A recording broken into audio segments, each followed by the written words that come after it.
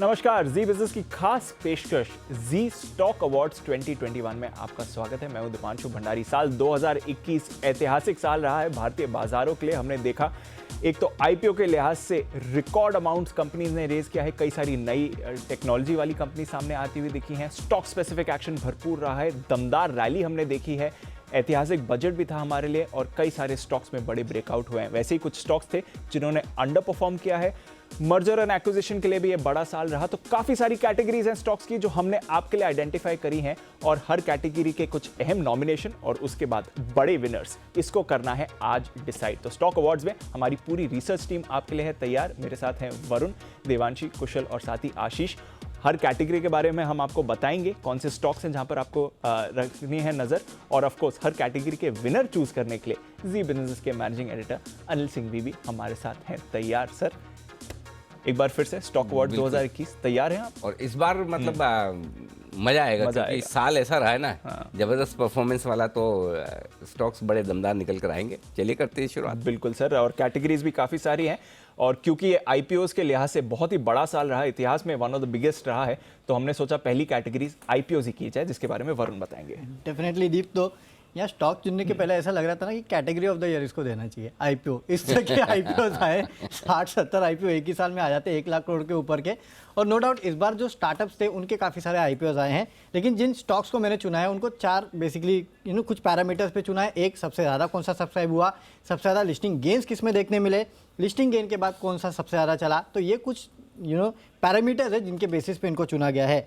सबसे पहला था लेटेंट व्यू। इस साल का सबसे सब्सक्राइब्ड आईपीओ था, 327 टाइम्स ये सब्सक्राइब हुआ था और तब से अब तक करीब 160% के आसपास की रैली जो है ये काउंटर दिखा चुका है। अगला था सिगाची। सब्सक्रिप्शन अच्छा था, करीब 102 टाइम्स सब्सक्राइब हुआ था। लिस्टिंग डे गेन जो है वो इसका सबसे बेहतर था, 250% ऊपर ये काउंटर जो है वो लिस्ट हुआ था। हालांकि तब से अगर आप देखेंगे तो काउंटर थोड़ा नीचे आ चुका है, 143% के आसपास के रिटर्न है। अगला काउंटर है MTAR टेक्नोलॉजीज। सब्सक्रिप्शन अच्छा था, 201 टाइम सब्सक्राइब हुआ था। लिस्टिंग गेन अच्छे थे, करीब 90% के आसपास के लिस्टिंग गेन जो इस काउंटर में देखने मिले थे। और तब से अब तक यानी कि इशू प्राइस से अब तक 3 गुना जो है ये काउंटर ऑलरेडी हो चुका है। करीब 575 के आसपास का इशू प्राइस था, अभी देखिए 2200-2300 के आसपास ट्रेड कर रहा है। और आखिरी में न्यूरेका, ये भी एक काउंटर था जिसकी लिस्टिंग हुई, लिस्टिंग गेन भी अच्छे थे 60% के आसपास, सब्सक्रिप्शन 40% के आसपास था। लेकिन तब से अब तक अगर आप देखेंगे 250% के रिटर्न ये दे चुका है। तो हर पैरामीटर के हिसाब से एक एक काउंटर चुना है और कुछ ऐसे काउंटर है जो कि हर पैरामीटर पे फिट भी बैठ रहे हैं। सर बताएं। तगड़ा मुकाबला है, ये तो सबसे टफ कैटेगरी हो गई है। सबसे tough category, highest ever subscription जी, लेटेंट 325 गुना, तो वो अपने आप क्वालिफाई कर जाता है। लेकिन सबसे ज़्यादा तगड़ी लिस्टिंग सिगाची की हुई है, 250%। वो भी बोलेगा मैं पीछे नहीं हूँ।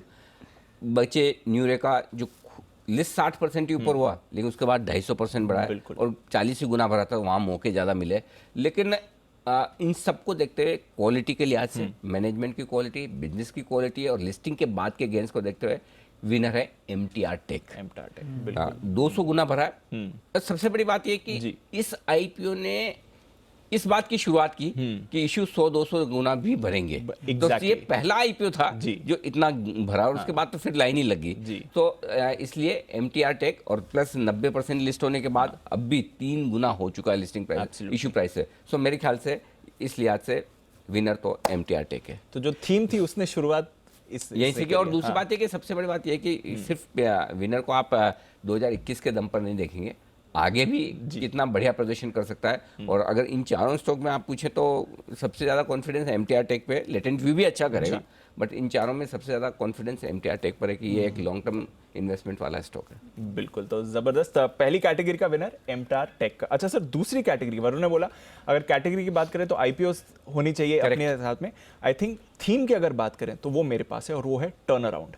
ये साल हमने देखा है कि टर्न अराउंड के लिहाज से काफी बड़ा था। 2020 डिसरप्टिव था, पर 2021 में असली जो टर्न अराउंड है वो सामने आया है। और पहली कंपनी उसमें वोडाफोन ही होगी सर। कहाँ एक बार हमें डर था कि बंद हो जाएगी, प्रमोटर का कॉन्फिडेंस नहीं था। वहां से अगर आप देखें, इन्होंने मॉरिटेरियम लिया, उस पैसे की जो बचत हुई उसको पहले बॉन्ड होल्डर्स को रीपे किया, डेट रीपे करी बॉन्ड होल्डर्स की, उसके बाद बिजनेस में इन्वेस्ट किया, 5G ट्रायल शुरू करे और इन्होंने अपने रेट्स बढ़ाए। तो कॉन्फिडेंस दिखा रहे हैं ये सर कि आगे हम बिजनेस चलाने वाले चलेगा। हैं। बिल्कुल।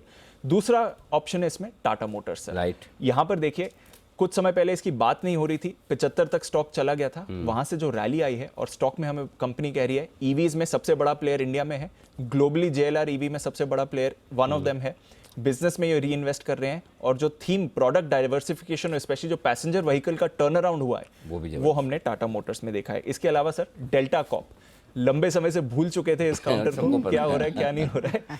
जैसे ये रिवेंज ट्रैवल थीम वापस आई डेल्टा सबसे आगे, और मैनेजमेंट तो हमें कहा भी कि जो इस समय का रेवेन्यू वो शायद कभी इन्होंने नहीं देखा। इस साल इस क्वार्टर का तो और भी इस क्वार्टर का बेस्ट आने वाला है। बेस्ट आने वाला है। और एक कैटेगरी हमने रख दी है सर, क्योंकि metals as a turn around category, क्योंकि हमने सोचा इसमें काफी सारे स्टॉक्स हैं, बट जो स्पेस की कैटेगरी 10 साल बाद मेटल्स में जो तेजी आई है सर, डेट सबने रीपे कर दी, कैपेसिटी सब बढ़ा रहे हैं और जो सेल्स हो रही है इनकी वो तो दमदार है। तो ये भी एक टफ चॉइस होगी सर आपके लिए कि टर्न अराउंड चूज कैसे करें। कभी कभी लगता है कि मतलब है ना जज करना ज़्यादा मुश्किल काम है, क्योंकि आप किसको हाँ कहेंगे किसको ना कहेंगे। तो मैं अपने वीटो पावर का इस्तेमाल करते हुए यहाँ पर 2 स्टॉक चुनूंगा। पहला तो Vodafone idea. Generally turn around वो है जिससे आप उम्मीदें खत्म कर दें, छोड़ दें कि जियो तो गए हो, है ना, और फिर वो बदल जाए। और इस स्टॉक को हमने पिछले साल रिकमेंड भी किया था कि ये आप लेकर भूल जाए, हाई रिस्क हाई रिटर्न है। सो जिस तरह से सब लोगों ने उम्मीदें छोड़ दी थी, नीचे में 4.5 रुपये लो है वोडाफोन आइडिया का और हाई लगभग 16 रुपये के आसपास का। उससे आप अंदाजा लगा सकते हैं कि टर्न अराउंड क्या होता है। तो टर्न अराउंड केस तो वोडाफोन आइडिया है ही, इसमें कोई डाउट नहीं। लेकिन उससे बड़ा टर्न अराउंड केस है टाटा मोटर्स। और वो किस लिए? एकमात्र कंपनी शायद टाटा ग्रुप की बची थी जो मुश्किल में थी जी 2020 के साल में। बाकी लगभग चंद्रा साहब जब से चेयरमैन बने सारी कंपनियों की हालत सुधर गई। इसका क्या होगा इस पर किसी को भरोसा नहीं था। तो ये बड़ा टर्न अराउंड केस है, खास तौर से सारे टाटा ग्रुप के लिए, सारे फंड मैनेजर्स के लिए, शेयर होल्डर्स के लिए। और उससे बड़ा टर्न अराउंड केस ये है कि लोग अब इसको हिंदुस्तान का टेस्ला मानने लगे। एब्सोल्युटली। सो इसलिए मैं सिर्फ पास्ट नहीं देख रहा, फ्यूचर भी देख रहा हूँ। तो वोडाफोन आइडिया कंपनी डूबेगी नहीं, और अगर थोड़ा बहुत भी ठीक ठाक कुछ हो गया तो वो कमाल कर सकती है 2022 में भी। टाटा मोटर्स 2022, 23, 24 अगर इलेक्ट्रिक व्हीकल की कहानी लंबी चलनी है तो ये इंडिया का टेस्ला है। तो उस लिहाज से जॉइंट विनर्स। चलिए तो अनिल जी, डीप ने आपको है ना वोडाफोन में सब बताया, एक चीज इंपॉर्टेंट चीज नहीं बताई इसने। आप बुल थे? बुल वैसे सबसे ज्यादा अगर हमने किया है, नहीं मैं बुल नहीं था, बुल आशीष था। मैं बैठ था, सबसे ज्यादा बुल वैसे बैठ अगर किसी पे किया तो वोडाफोन आइडिया। Correct, right. आशा करेंगे ये ट्रेंड बरकरार रहे। तीसरी कैटेगरी सर कुशल बताएंगे आपको।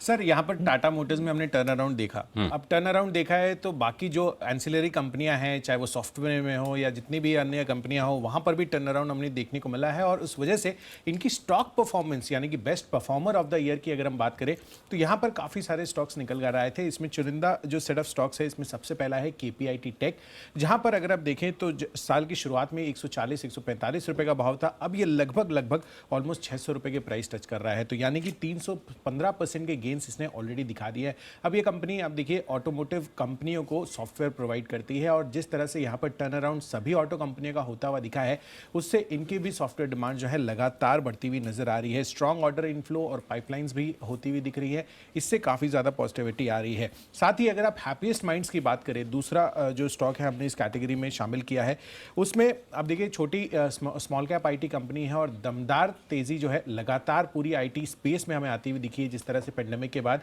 डिजिटल कॉन्ट्रैक्ट्स जो हैं बढ़ते हुए नजर आए, और 97% रेवेन्यू इनका डिजिटल कॉन्ट्रैक्ट से ही आता है। तीसरे स्टॉक गुजरात फ्लोरोकेमिकल्स, यहाँ पर भी आप देखिए 300% के ज़्यादा से गेन रहे हैं, और EV बैटरीज पर अब कंपनी का बड़ा फोकस बनता हुआ जा रहा है, जो कि एक बड़ा ग्रोथ एरिया है। कैपेक्स का भी इन्होंने प्लान किया है अगले 3 सालों में 2,500 करोड़ रुपए का, वो अपने आप में काफ़ी बड़ा ग्रोथ ड्राइवर है और वैल्यूएशन के लिहाज से भी पॉजिटिव है। और अंत में अगर आप टाटा टेली सर्विसेज, ये तो एक अलग ही यूनिक केस बन गया है। इनफैक्ट बेस्ट परफॉर्मर में 8 रुपए का प्राइस था, ऑलमोस्ट 200 रुपए के वैल्यू अब यहाँ पर होते हुए दिख रहे हैं। तो डेफिनेटली ये 4 stock best performer of the year nominations होते हुए दिखे हैं। अब सिलेक्शंस आपको करने हैं सर।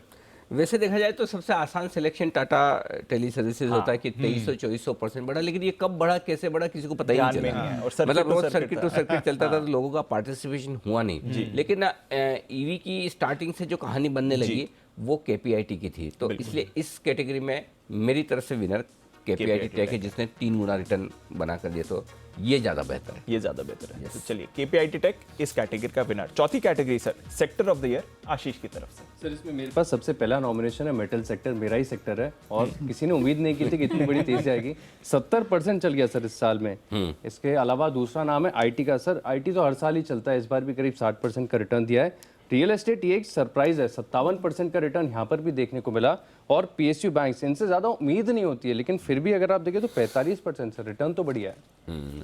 आशीष ने अपना मतलब रास्ता साफ कर लिया। IT तो हर साल ही चलता है, हर साल 60% चलना बड़ी बात है, एक साल 70% चलना बड़ी बात नहीं है आशीष मेटल्स। लेकिन इसमें कोई डाउट नहीं कि मेटल शेयरों को मैं इस साल का विनर मानूंगा सेक्टर के लिहाज से। इसकी 2 बड़ी वजह। पहला तो ये कि ये भी ऐसे टर्न अराउंड केस है जिनसे उम्मीद नहीं थी और प्रदर्शन किया। दूसरी बात ये कि इनकी वजह से ढेर सारी कंपनियों की बैलेंस शीट ठीक हुई है। जो सारी मेटल कंपनियां कर्ज के बोझ के तले दबी थी, जिसकी वजह से बैंकिंग शेयरों पर प्रेशर आ रहा था, वो भी कम हुआ है क्योंकि बैंक्स के NPAs वापस से रिकवर होने लगे हैं, डीलीवरेजिंग होने लगी। तो मेटल शेयर 70% के रिटर्न के साथ टॉप परफॉर्मर है। मुश्किल काम था। रियल एस्टेट मेरा फेवरेट सेक्टर। सरकारी बैंक, इस साल की शुरुआत में हमने कहा था कि इस साल सरकारी बैंक कमाल करेंगे, 1 जनवरी 2021 याद कीजिए। तो वो दोनों ही सेक्टर हमारी पसंद के थे, लेकिन मेरी एक्सपेक्टेशन के मुताबिक चले, इसलिए वो नहीं। मेटल्स खुश। आशीष का वोडाफोन आइडिया का बुल भी और साथ ही मेटल्स भी। आशीष का ही टाइम चल रहा है, आशीष का ही टाइम चल रहा है। और अगली कैटेगरी में भी आशीष की कुछ कंपनीज हैं, बट ये कैटेगरी इंटरेस्टिंग है सर, और इसमें आपको विनर भी चूज करना इंटरेस्टिंग लगेगा। Dividend of the year sir Devanshi बताएगी। बिल्कुल, आप देखिए सेकंड सोर्स ऑफ इनकम होता है, क्योंकि आप स्टॉक्स तो खरीद के रख देते हैं कि अप्रिशिएट होंगे, लेकिन डिविडेंड काफ़ी इंपॉर्टेंट होता है। आप देखिए सबसे पहला नाम सबसे इंटरेस्टिंग है पॉलीप्लेक्स। जब डिविडेंड आया था हमने 2 बार देखा था, 165 रुपीज़ का डिविडेंड कंपनी ने डिक्लेयर किया था और ये सबसे बड़ा डिविडेंड था। इसके साथ ही जो सरकारी कंपनीज हैं वो तो देती ही हैं। आप देखिए हिंदुस्तान जिंक, यहाँ पे भी जो डिविडेंड लिए थे करीब 6% के थे। BPCL ये आप देखिए 22%। इस बार कई सारे डिविडेंड कंपनी ने डिक्लेयर किए हैं। और साथ ही कोल इंडिया, जो कि हर साल तगड़ा डिविडेंड देता है, इस बार भी आप देखिए करीब 12% की डिविडेंड यील्ड इसने भी दी है। तो सर बताइए विनर कैसे निकालेंगे इसमें सर? विनर देखिए खाली डिविडेंड के लिहाज से निकालेंगे तो BPCL आपका क्लियर कट हो जाता है कि भाई 84 रुपये डिविडेंड दे रहा है, 22% डिविडेंड यील्ड है। कोल इंडिया भी 11.5% बढ़िया। अच्छा, दिग्गजों में हिंदुस्तान जिंक, ITC जैसे कई सारे स्टॉक है, लेकिन वो आशु जी कहते हैं खाली डिविडेंड का क्या कहूँ, डिविडेंड ले लिया, स्टॉक के भाव नहीं बढ़े तो। और तो इस लिहाज से एक इंटरेस्टिंग स्टॉक जो मेरा फेवरेट है पॉलीप्लेक्स। हाँ, क्योंकि दोनों चीज हो रही है, डिविडेंड के साथ ग्रोथ भी मिल रही है। 165 रुपए का डिविडेंड और 7 क्वार्टर से लगातार डिविडेंड दे रही है कंपनी। बिल्कुल क्वार्टरली डिविडेंड है, मतलब ये हर क्वार्टरली आपके महीने वाला हो जाए तो महीने में मतलब एक तरह से सैलरी चेक की तरह आपके लिए आना लग जाए। मतलब इस लेवल का कैश जनरेशन करने वाली कंपनी है। और इसके साथ दीप देखिए इस साल 160% के रिटर्न दिए, 1000-1100 रुपए के आसपास हमने भी रिकमेंड किया था SIP में। तो आप देखिए आपको प्राइस एप्रिसिएशन भी मिल रहा है और डिविडेंड भी मिल रहा है, ये कॉम्बिनेशन और किसी में नहीं है। Yes sir. तो इसलिए मेरे ख्याल से क्लियर कट विनर पॉलीप्लेक्स है, प्लस फ्यूचर। ये स्टॉक 3000 3,500 के पोटेंशियल वाला है। हाँ, तो इसलिए पॉलीप्लेक्स अनडाउटेड विनर है। Done sir. तो Polyplex dividend of the year. Mergers के लिहाज से बड़ा साल था वरुण? बहुत बड़ा साल था वैसे तो, मतलब हुए छोटे लेकिन जो हुए हैं वो बहुत बड़े हुए इसके लिए। और उसमें सबसे पहला जो मर्जर जो हमने चूज़ किया है वो है जी और सोनी का मर्जर, क्योंकि देश की सबसे बड़ी मीडिया कंपनी बनना एक मर्जर के बाद वो अपने आप में एक कमाल है। और ये मर्जर जो है इस साल हुआ है और ये सबसे टॉक्ड अबाउट मर्जर था। पूरा जी का स्टॉक अगर आप देखेंगे तो सितंबर में जब इस मर्जर की पहले बार घोषणा हुई थी, उसके बाद से दिसंबर तक लगातार इसकी चर्चाएं होती रही और फाइनली ये जो डील है वो पूरी हुई है। दूसरा जो था वो है पूनावाला फिनकॉर्प और मैग्मा फिनकॉर्प। जो मैग्मा फिनकॉर्प पूनावाला फिनकॉर्प बन गया। यहाँ पे शायद किसी ने नहीं सोचा था कि एक फार्मा कंपनी है जो कि NBFC में आने की कोशिश करेगी, लेकिन देखिए यहाँ भी इन्होंने हिस्सा खरीदा। अगला जो था वो अरेंज मैरिज थी, पीरामल और DHFL, क्योंकि DHFL NCLT में था तो जाहिर सी बात है कोई ना कोई खरीदना चाहता था। पीरामल ने इसके लिए बिडिंग की और यहाँ पे एक मर्जर हुआ। और सबसे आखिरी में सबसे बड़ा सरप्राइज इस साल का था और वो था थायरोकेयर, क्योंकि फार्म इजी ने जिस तरह से थायरोकेयर को खरीदा, किसी ने नहीं सोचा था कि थायरोकेयर में हिस्सा फार्म इजी खरीदने वाला है। अचानक एक दिन उठ के हो गया, दूसरे दिन सुबह न्यूज़ बन गई और स्टॉक में आपने रिएक्शन भी देखा। तो ये 4 मर्जर है जो कि मोस्ट टॉक्ड अबाउट है इस साल के। बिल्कुल, तो इसमें दीप बहुत क्लियर कट आराम से चुन पाया हूँ मैं।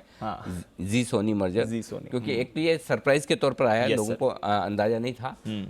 दूसरा सबसे बड़ी बात ये कि मर्जर जिससे एक बड़ी वैल्यू बनती हो या बड़ी कंपनी बनती हो, तो एक एमएनसी कंपनी बनने जा रही है सोनी के साथ में। दूसरा ये कि देश की सबसे बड़ी एंटरटेनमेंट कंपनी बनेगी जी। तो उस लिहाज से, फ्यूचर के लिहाज से, फिर वही वाली बात है कि सिर्फ पास्ट नहीं देखना है, फ्यूचर भी देखना है। तो इस लिहाज से जी सोनी मर्जर सबसे बेहतरीन है, इसमें कोई डाउट नहीं। डीएचएफएल पिरामल के लिए हम कह सकते थे, लेकिन डीएचएफएल के शेयर्स ही खत्म हो गए, तो उसकी बात ही खत्म हो गई, उनको कुछ मिला नहीं।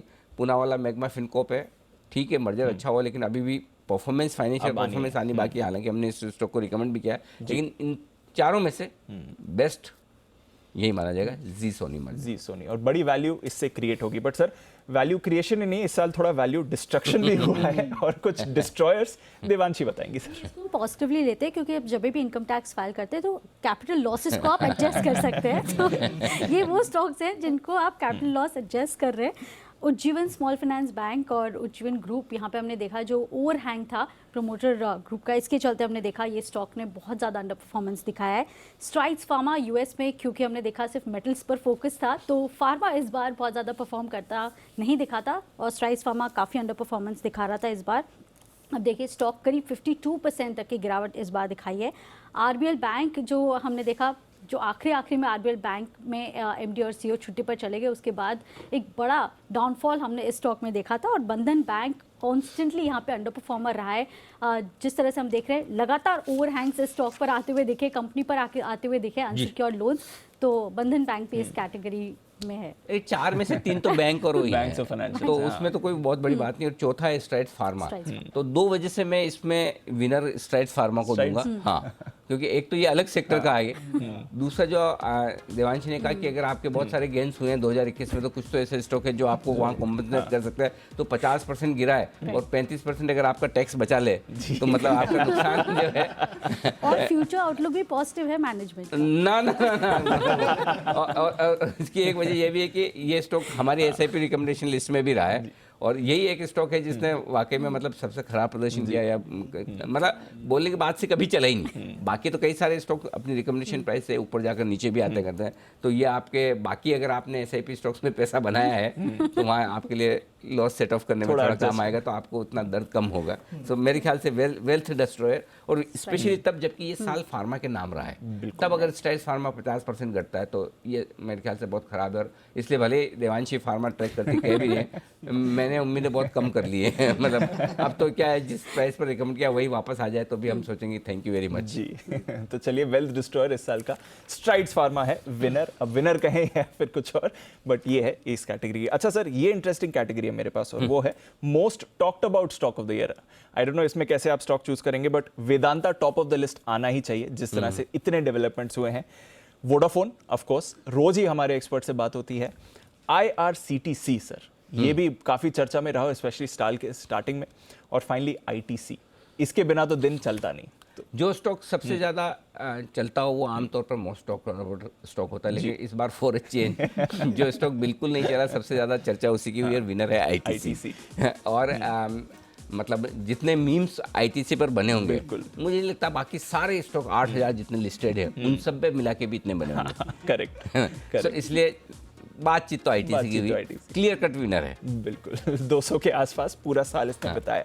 पर कुछ स्टॉक्स हैं सर जिन्होंने रिटर्न्स दिए हैं। वो एक मीम से ये भी चला था कि मुझे 362 दिन हो गए बिना कुछ करते करते, आज ही 3 आया दिन ही और बाकी बच्चे ITC के लिए। करेक्ट। कि अगले 3 दिन में कुछ नहीं मिला, तो ये साल ऐसे ये साल ऐसे ही निकाल दिया ITC ने। बट कुछ स्टॉक्स हैं सर जिन्होंने दमदार रिटर्न्स दिए हैं इस साल, और बेस्ट कैटेगरी इस साल की wealth creator of the year Kushal के पास। सर यहाँ पर आपका one of the favourite stock BSE, in fact आप स्टॉक नहीं एक्सचेंज खरीदने को कहते हैं हमेशा, और यहाँ पर ज़बरदस्त रिटर्न्स देखने को मिले हैं। 200 से ज़्यादा % के रिटर्न्स हैं, और अब तो 8 फरवरी को नतीजों के साथ साथ बोनस पर भी बोर्ड बैठक होने वाली है।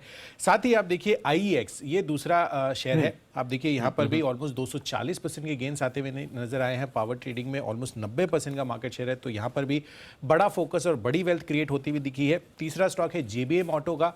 आप देखिए लगातार कंपनी जो है CNG और EV में यहाँ पर अपना फोकस बढ़ा रही है, और इस वजह से कहीं ना कहीं ओवरऑल फोकस जो है लगातार बढ़ रहा है। और आखिरी स्टॉक है टाटा ELXI का। यहाँ पर भी टाटा मोटर्स का जिस तरह से टर्न अराउंड हुआ है, सारे के टाटा शेयर जो है लगातार फोकस में आ रहे हैं और अच्छी वेल्थ क्रिएट कर रहे हैं। BSE क्लियर कट, क्योंकि 400 450 रुपए से लगातार स्टॉक और हर लेवल पर खरीदने का मौका दिया है और हर लेवल से बढ़ा है। जी। और शेयर ने भी कमाई करा के दिए और एक्सचेंज ने भी, तो वेल्थ क्रिएटर तो BSE है। वेल क्रिएटर BSE है, और ऑफ कोर्स आपका एक हाई कन्विक्शन स्टॉक पिछले 2 साल से।